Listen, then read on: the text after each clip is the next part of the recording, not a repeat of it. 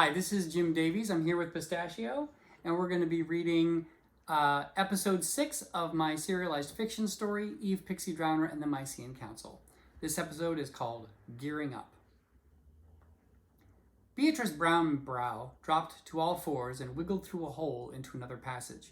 She poked her head back through and blinked. This way! I took her paw, squeezed through onto the top of a pipe, and as I scurried after her, I glanced up and spotted acorns scattered over the shelves above us. I frowned. I swear I saw that one move. As we navigated the hallways and passages, Micean council mice hurried by or blocked the way, chattering loudly, and occasionally we came upon a wounded, limping mouse assisted by others. Beatrice stopped beside the end of a rope dangling from somewhere in the darkness above. Here we are. Dell should be back with your gear and you can meet your other teammate. Up you go. We climbed up into a small room. A tea-light candle on the floor, which appeared to be on its last legs, lit Del Grim and another mouse, while also providing a small but appreciated bit of heat. They spoke quietly to each other and warmed their paws over the flame. I glanced at the walls and saw scratched building plans and possible entry routes, relics of previous missions, visible behind the jumping shadows of our bodies.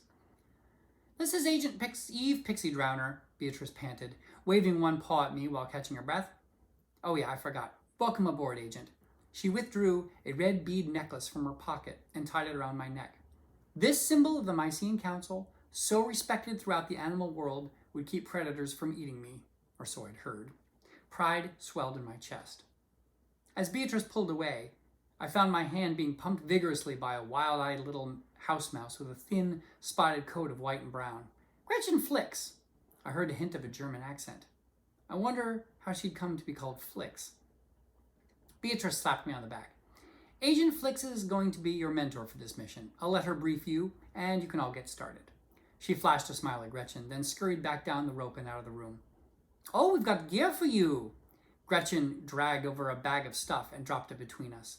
I looked between the two agents, feeling somewhat bewildered. Would somebody please tell me what the mission is?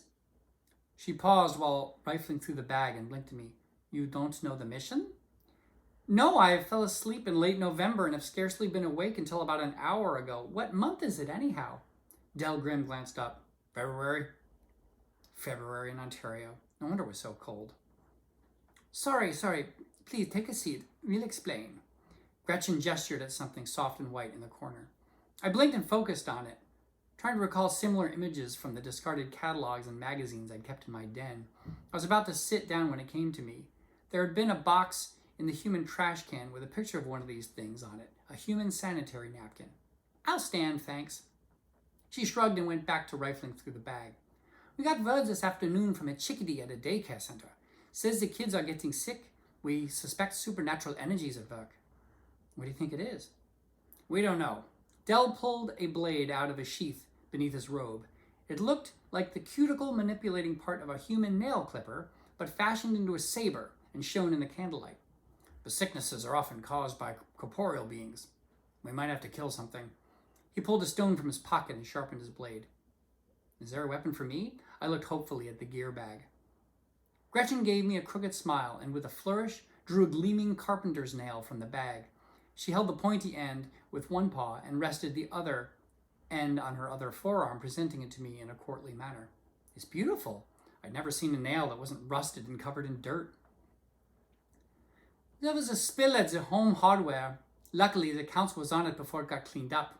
We got many great nails that day. She looked wistfully into the distance for a moment, then snapped out of it and handed me a belt from the bag. I turned it over in my hands, seeing a small hole to hold my nail. Now I had my cloak, belt, nail, and a red bead around my neck. I stood up straighter. I felt like a real warrior.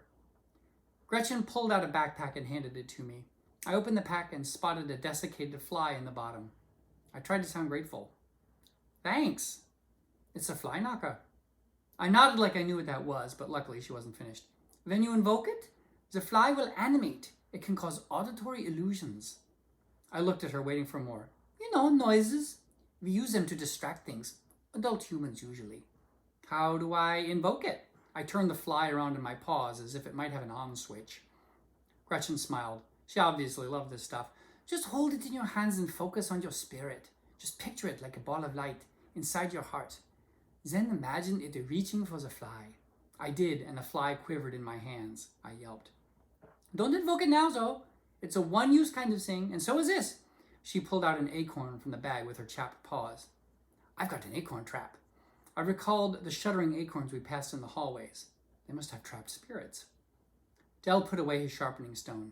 No enchanted pine nuts? Gretchen shook the bag in her head. Nope. Dell sighed and looked into the candle flame. We're having to do more and more with less and less. Come on. He secured his saber back in his belt. There are sick kids who need us. I'll tell you the plan on the way. Help us blow out this candle, Eve. And with the combined lung power of 3 mice, we huffed and we puffed and we blew the candle out. That was episode 6 of Eve, Pixiedrowner, and the Micean Council. You can read more at alteredrealitymag.com. Thank you.